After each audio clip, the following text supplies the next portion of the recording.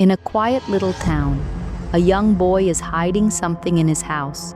Not a pet, not a person, but something ancient and always hungry. It's been feeding in the dark for generations, and now it's getting harder to keep it locked away. Sounds unbelievable? Just wait until you hear what's been scratching at the walls at night.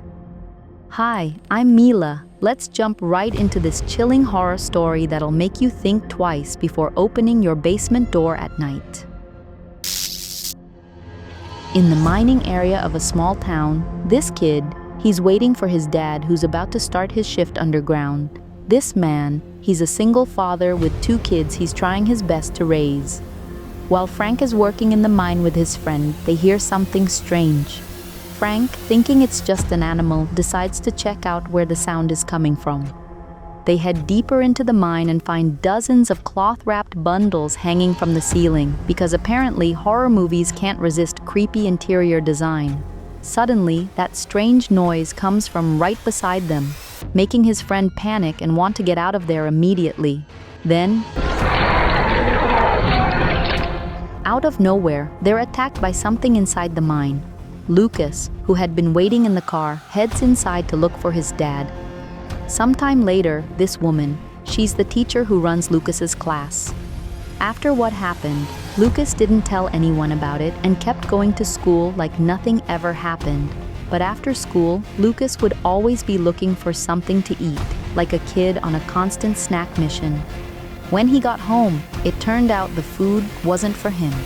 It was to feed something hiding behind a door that was locked tight. One day in class, during a lesson, Julia asked Lucas to share the story he had written. Lucas stood up and began telling a tale about 3 bears living in a damp, dark cave.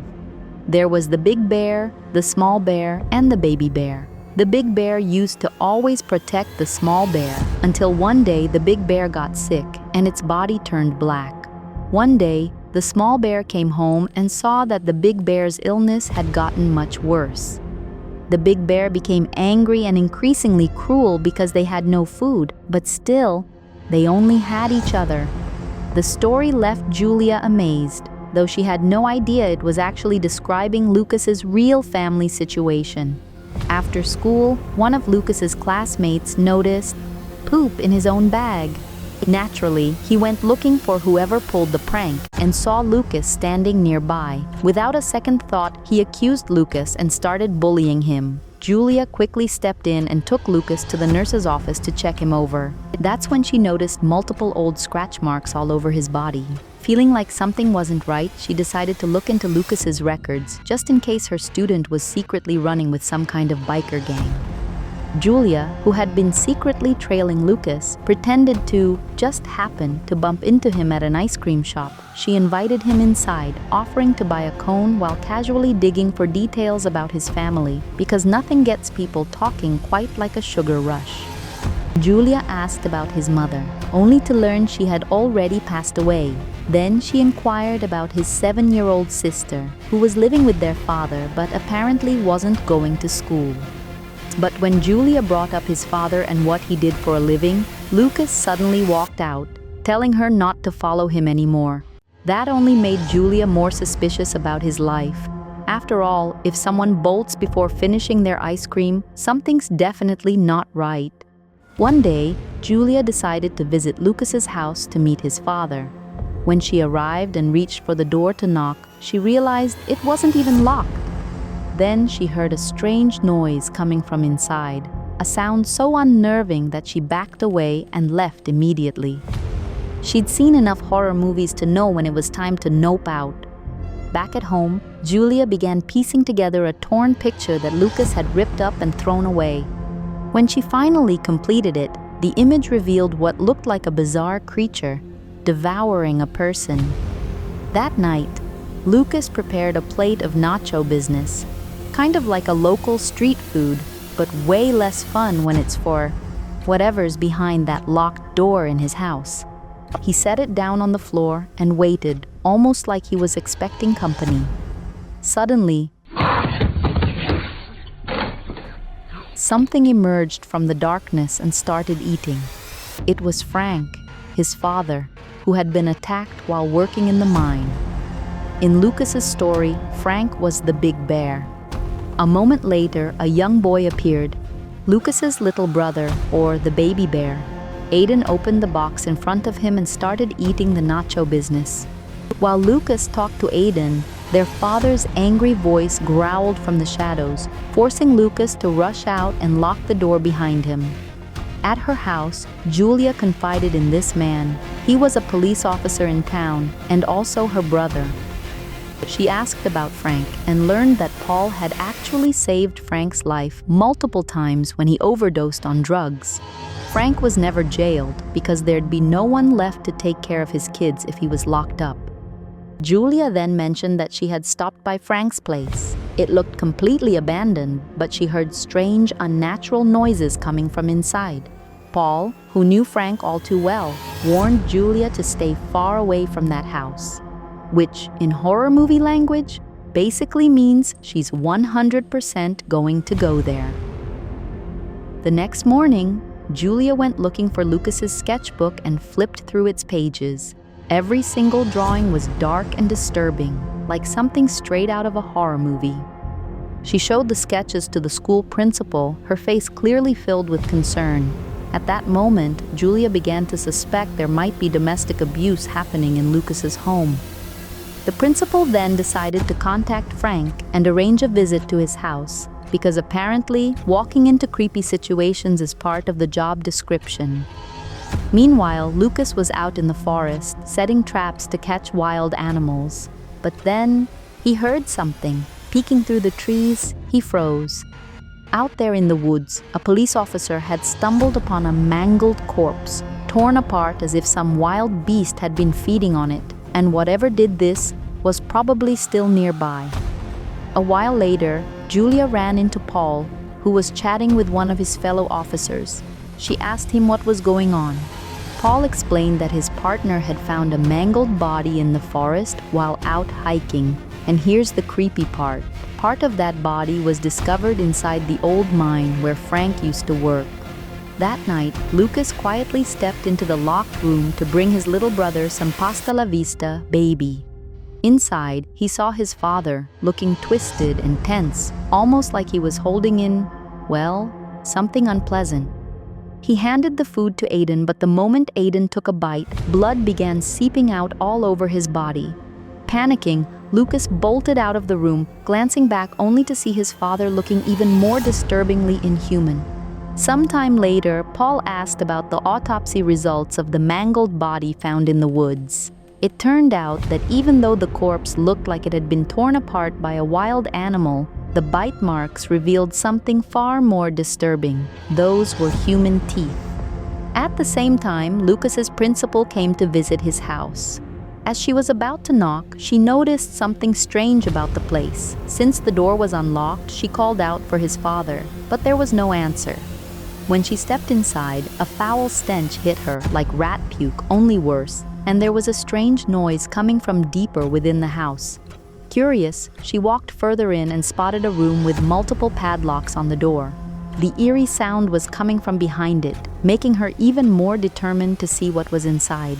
She unlocked the door, stepped in, and was hit with an even more revolting smell, like the godfather of all rat puke. At the far end of the room, she saw Aiden and assumed the boy was being abused. Then, suddenly, she was attacked by Frank, no longer looking human, who tore into her and devoured her alive. Afterward, Frank doubled over in pain, as if horribly constipated. Turns out, he was about to shed his skin, kind of like a politician right before election season. At the mine, where part of that mangled body was found, police officers went inside to investigate. Hanging from the ceiling, they spotted several bundles, which turned out to be pouches filled with medicine, meant either to repel something or to defend against it. Moments later, they received a call about a missing person, none other than the female principal. Without hesitation, they left the mine immediately. At the edge of the forest, Lucas was stopped by the same kid who used to bully him. "Out here," the boy said, "no one would be around to help Lucas." But before anything could happen, A strange, guttural sound echoed from deep within the trees, and then, out of the shadows, something emerged. A twisted, deer-like creature lunged forward and tore into the boy, devouring him on the spot. Lucas didn't wait to see the rest. He bolted, sprinting all the way home. When he arrived, he noticed a car parked in his yard. Someone was here. Heart pounding, he rushed inside to check on his father and little brother. Meanwhile, Paul asked Julia about the school's female principal. She told him the woman's husband had reported her missing. Julia admitted she'd asked the principal to speak with Frank about Lucas's strange behavior. Hearing this, Paul and his partner drove straight to Lucas's house. They knocked on the door. It was dark inside, the kind of dark that feels like the heart of someone dodging debt collectors. No answer. Inside, Lucas had already spotted the police and was hiding quietly. With no response, the officers decided to leave, planning to return once they had a search warrant. The next morning, Julia returned to Lucas's house. In the yard, she spotted something new, a car under a tarp, one that hadn't been there before. Pulling it back, she froze. It was the principal's car. That's when the police moved in. Inside, they found the principal's body and Frank's corpse, but it looked like something had clawed its way out from the inside. Outside the house, Julia spotted Lucas. She ran to him and pulled him into a hug. She took him straight to the hospital for a checkup. The doctor's verdict was grim. Lucas was severely dehydrated, chronically malnourished, and had endured prolonged abuse. The kind that doesn't just hurt the body, it leaves scars on the mind. The next day, Julia and Paul visited an expert to ask about the disturbing drawings Lucas had made. After studying the sketches, the man took out a book and pointed to an illustration. He said, "This is a Wendigo, a symbol of unspeakable evil, a creature that devours humans. According to legend, a Wendigo was once human, driven mad by starvation, who turned to cannibalism. The moment they tasted human flesh, they lost their sanity, transforming into a formless spirit that can take on any shape. It roams the forest, forever hunting. Its hunger never satisfied. Kind of officials who like corruption. The only way to kill it? Stop its heart." Hearing all this, Paul didn't look convinced. They headed home, but halfway through the drive, Paul got a call. A body had been found, and when they arrived, they saw it was Lucas's bully. The condition was just like the other victims, torn apart.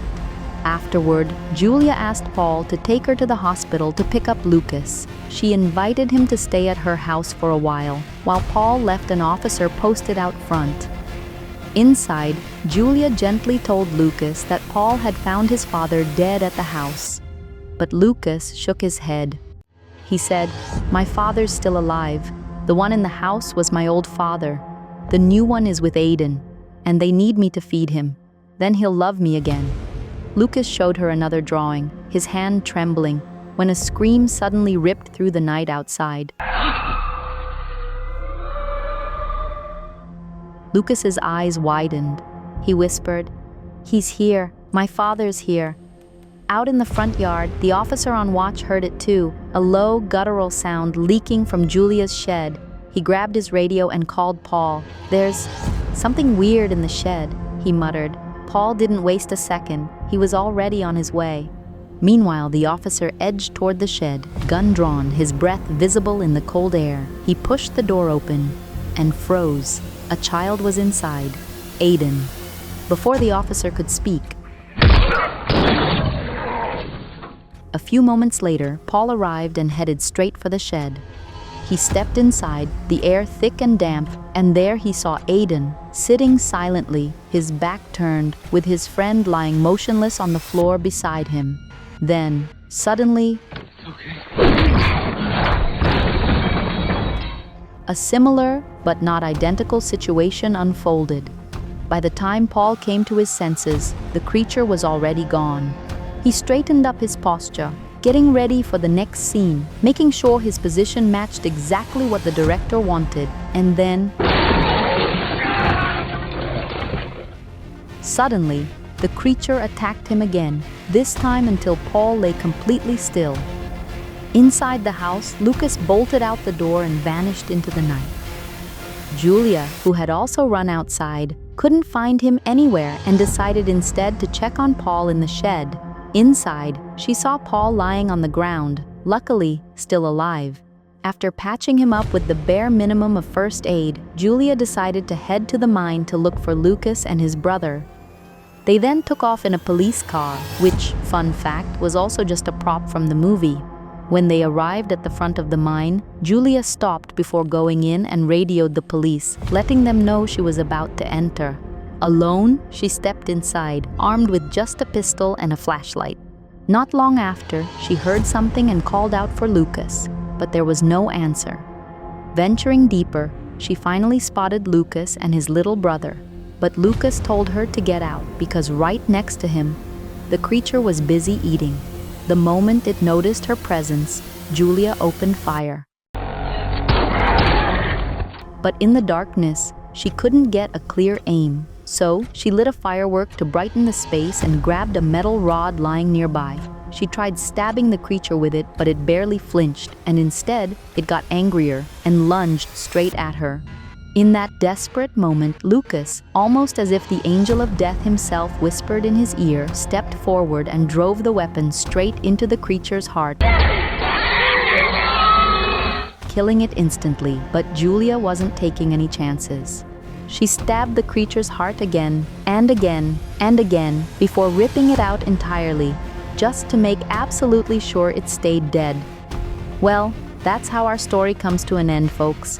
Aiden, who had become the next host for that ancient monster, was sadly put down by Julia, and Lucas, now with no family left, was taken in by her. In the end, it's not just the monsters in the dark you should fear, it's the ones hiding in plain sight, wearing a familiar face. Curiosity might kill the cat, but in this story, it kills everyone. So if you hear something moving in the dark, don't go check it out. Run far, and maybe, just maybe, you'll live to watch another horror movie. Thanks so much for watching until the end. Don't forget to hit that like button and subscribe. And ring that bell so you'll be the first to know when my next creepy video drops. Bye-bye.